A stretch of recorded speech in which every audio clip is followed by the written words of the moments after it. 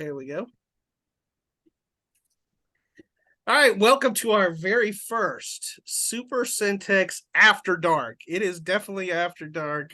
It is coming up on midnight here on a Friday night.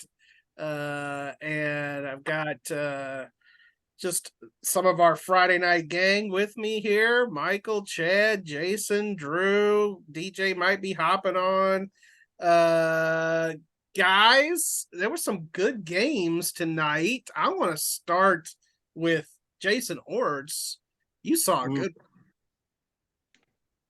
It rarely isn't when those two teams get together. La Vega, Connally, obviously we know they're separated by just a few miles.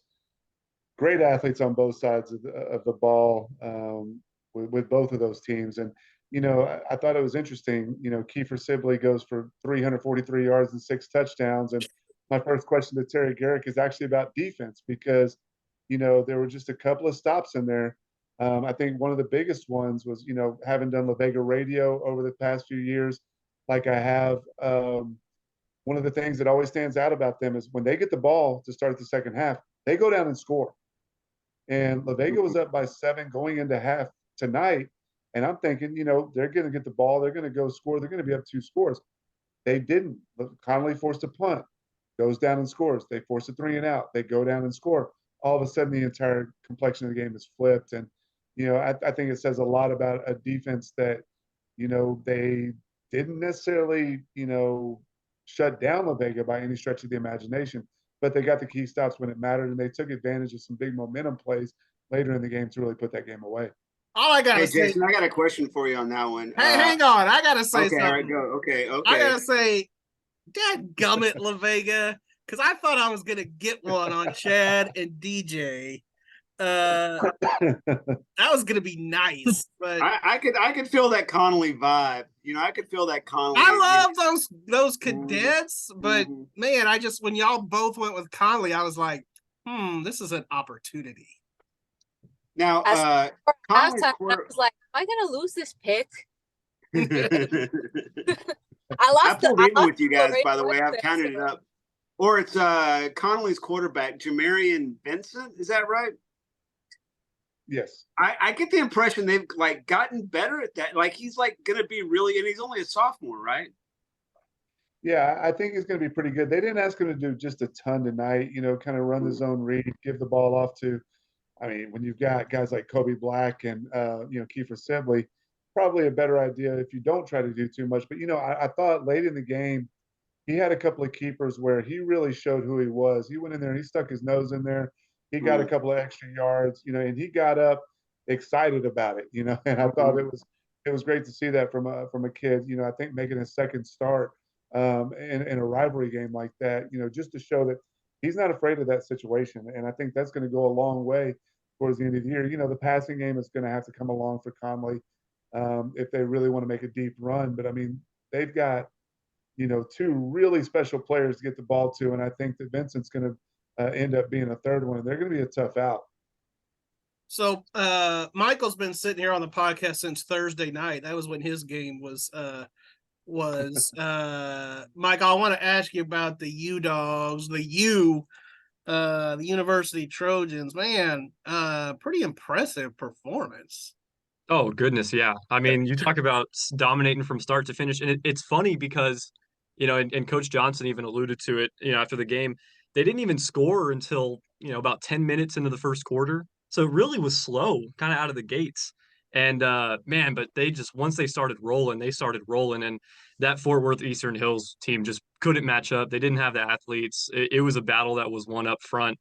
And, they just ran all over him, I'll tell you what. But it was dominant.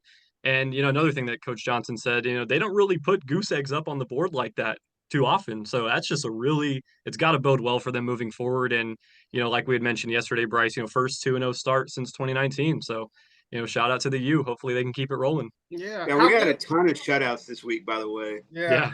How good is Ladarius Evans? Is that his name? Yeah, Ladarius Evans. He's good. He's got a good first step. He can really, when he's got the hole, he can hit it.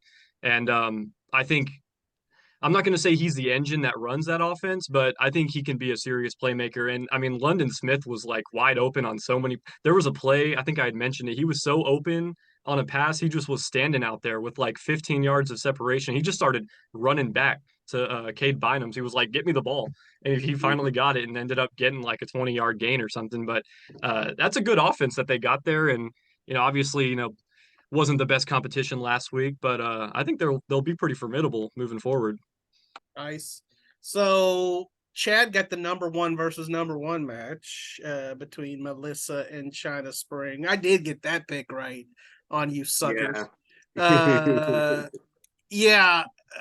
I guess it didn't really live up to it. I guess Melissa is pretty good, huh? Yeah, I mean, they had big kids. Like, you watch them warming up, and you're like, oh, this is a legit 5A football team. Not that China Spring's not little by any means, but they had, their quarterback Trevor Ham just kept throwing it to this kid, Hasten Maynard, and China Spring couldn't really stop that connection. I think Maynard had 8 catches for 180 yards and all 3 touchdowns in the first half, and they're up 28-0. When it's 28-0, the momentum's really going to have to turn for China Spring. And it was almost there. It was like China Spring got it to 15, and it was almost there. And then, like, Melissa would answer, and so, 63-33 final. So it was, never quite turned the momentum enough. DJ, you were at the Red Black Bowl. Yeah. Lorena-West. Leopards got it done. What were your takeaways? Well, obviously they improved a lot from week 1. I think that's what Kevin Johnson was really hoping they do, is just to clean up all of the little mistakes that they made in game 1 China Spring. And there wasn't really a lot that they were doing terribly. I mean, there was a few, especially more towards the end of the game, where they opened up some routes for some of the West running backs. They kind of, didn't put as much pressure on their receivers as they had earlier in the game. And so, West was really able to come back and put a couple scores up in the second half. But it wasn't enough because they'd already put them in a hole during the first half. I mean, it was just out of the game with Jackson General's a big interception in the first drive. And then they scored. That's something they did really well. Like, if they had a turnover, if they took the ball back, they were going to go and score. And it was a little disappointing to see West play like that. I feel like after, like, for most of the first half, they just were a little dead. Like, Gus Crane obviously still has a long way to go at quarterback. I think, Godley was a different team than Lorena.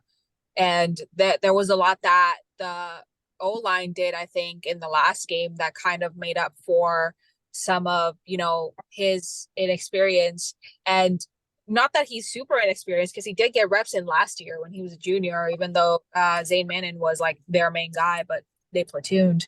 But they couldn't really get passes into Easton Paxton. Like, Lorena really was just on Easton Paxton the whole night.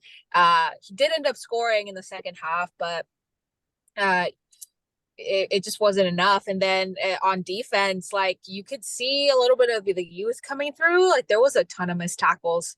There were plays where Lorena was just wide open. Like, that first touchdown, there was nobody on Braylon Henry, and he was like inside the 20. So he took that pass and he ran it in, and they could not catch up. Was Caden Roberts pretty good? I thought he was better than it looked last week. He was really, he basically carried the yardage. Like, he ran, he had like maybe 4 or 5 like really long quarterback keepers that put them like in the position to score. There was, like, at the end of the first quarter, 9 seconds left to go, and he just takes off down the sideline, and Gus Crane caught up to him, but couldn't really get him down without pulling him down by the collar, and that's why he got that penalty. But then, it got a little contentious there. Ken Robertson just shoved him off, got the personal foul, so that kind of offset everything. But They scored a field goal. That was also something they did really well. Like James Webb was 2 for 3 on field goals tonight. And historically, Lorena's special teams haven't always been 100%, especially early in the season. There was one big like play that like Generals dropped a punt, and that kind of extended the drive for West that led to that first touchdown in the second half. And one thing about covering games at Lorena is that the people in the press box like They're either so have critical. They're so critical. They're always super in the game. And I never have issues with Lorena because they always treat you well and they're always super nice, and the press box food is really good, like the Frito But I pie. want to tell like some of those dudes, hey, this isn't the Cowboys, okay? This is still a high school game. It's I try to just like ignore it, but there are times when I'm just like, hey, like you gotta be a little bit more professional if you're working in the press box. So sometimes Midway's press box can turn into freaking romper room with kids running around, and it wasn't quite as bad as I've seen it tonight. But there was one time in the second half I was thinking, man, I'm gonna have to get out my headphones here in a minute. Over the ear headphones, baby. That's the only way to do it. You guys know. I mean, it's not like when we go to a college game and they say, this is a working press box, blah blah blah blah blah. It's a little crazier at a high school game, but that's part of the fun. I want Drew to chime in. I hope we don't cause him to wreck. Both he and DJ are coming to us from their vehicles. That's MVP type stuff here, but Drew, Mart is Mart, right? I mean, they're pretty stinking good, right? Mart is Mart indeed. I think one of the biggest takeaways for me was that I really felt like they acted like they were just state champs, but it wasn't this brash, over the top type feeling. The whole game felt constructive. It felt almost like surgery in a way, even when Marlin did have a little bit of momentum going on in the first quarter. Mart scores, but they have penalties. There's some sloppiness. They turn the ball over on downs. One play later, boom, 86-yard touchdown strike for Marlin. That happens all of a sudden. And then the 2-point conversion, the snap is fumbled, but then the kicker picks it up and he runs it in for 2. And you're thinking, okay, some weirdness is going on here. I mean, Mart is Mart, but this doesn't normally happen this quickly. And one of the big things Coach Hoffman talked about last week was really playing better in the second and third quarters. And they outscored them 34-0 in the second and third quarter this time around. They definitely cleaned up from where they had problems at. JD Bell is JD Bell. Medlock was a really nice piece the first couple of weeks. I've noticed a really big utility player. They kind of want to get him a little bit everywhere. He even played some backup quarterback tonight. So if Jonah Ross needs some time off, Medlock can do that. And then obviously Ross mentioned that's just a 3-headed monster at whatever they are. I think Marlin is still pretty formidable. I think the best part of them was special teams. They weirdly had a really good job of good kick returns. And their quarterback just has this ability where it's a line drive, but it goes about 35 yards. It dribbles 35 yards. He pinned Mart inside the 10 like twice, where the ball just kept dribbling. And I'm like, okay, well then Coach Torres was on something when it comes to the special teams. However you can get it down there. It was not pretty, but it worked. Torres was emphatic that their special teams had to get better after. I think they gave up some bad plays against Toller, and he really wanted to make sure that got better. In the playoffs, I think they just stopped trying to kick the ball again because they could not get it. Yeah, they couldn't cover, right? Yeah. Yeah. So I'll chime in real quick on my game. Saw the Permian Midway game. That was a 27-21 Permian win. I said it on our Super Centex podcast earlier in the week that Midway is clearly better, and I'll stand by that. But they've still got to get better. I mean, DJ was talking about Lorena and how they essentially played complementary football with, the defense getting a stop and then the offense punching it in. Midway didn't do that tonight. Ty Brown carried the show. Dude's good, man. He is really good. 3 touchdown passes, 3 different receivers. They've got some good receivers, but man, they just couldn't get any help from their defense when they really needed it. And penalties, they were sloppy, unsportsmanlike conduct, false starts. Shane said it. He said, we can't have all these penalties and all these freaking 15-yard penalties. I mean, that shoots you in the foot. They've had a lead against 2 6A playoff teams from last year going into the fourth quarter of both games, and they've lost the lead and lost the game. And next week they get to go play freaking Vandergrift. That was a state finalist last year, by the way. So I think they'll probably be 0-3. Hopefully they get some confidence, because I think they're going to need that, later on when they get into district play. I do think last year they played a really tough non-district schedule, same schedule they're playing right now. And they got into district play. They won their first game. I think it actually prepared them. They got to stay healthy, and they got to especially keep Ty Brown healthy because dude's a player. So I don't know. I mean, it was not a classic Permian team, but it was all right. They were all right. So I don't know. We'll see on Midway. Zach Smith. That winning thing, you got to figure out how to win. Yeah, that's exactly right. We've all had teams close to our hearts that just couldn't figure out how to win. That's exactly right. That's exactly right. Yeah. Like the Texas Rangers. Hey, at least Midway only blew their save once tonight. Yeah. They didn't have Nelly Cruz out there. So my biggest takeaway is that freaking give me that stat line for Kiefer Sibley one more time. Oh man, 334 yards rushing and 6 touchdowns. And the crazy thing about it is, you talk about teams playing complementary football, and I think that we get hung up in so many things, but like so many games are just lost.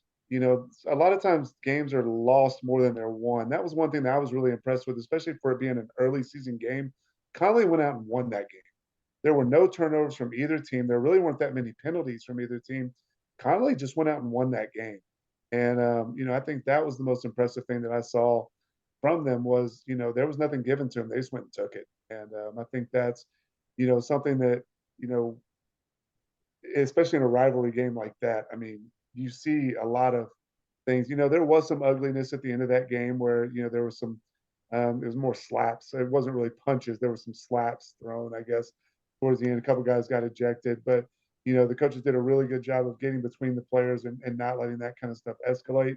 But, getting back to my point, I mean, Connally just went out and won that game. There weren't any turnovers. There weren't any, a lot of penalties. It was just a great early season football game between, what used to be 2 great district rivals. And I kind of, bring up that because I miss that old 17-3A, Yeah. I miss that group all being together and having that great district there. But it's always great to see 2 of those teams get together and especially put together a show like they did tonight. They won't play in football again this season. They're obviously in 2 different divisions of 4A. Right. But we'll see them on the basketball court against each other. Yeah. That's a great basketball rivalry, too. And I don't know if y'all read the Trib this week, but La Vega's going to be playing a basketball game at the Mavericks Arena this year against La Pointer, which is a really good 2A team. So anyway, thanks for hopping on with us, boys and girls. Look out for the Itasca Wampus Cats, by the way. Oh, the Wampus Cats. So I love the 48-0 winner tonight. They're nice. They're tough, man. They're my team of 2023. Nice. Break up the Wampus Cats. What you say, DJ? Hey, that's a really good, start for Ricky Torres. I mean, being year 2, that's cool. Yep. Awesome. Y'all go to bed. We'll see you next week. Thanks, Brycey. All right. See ya.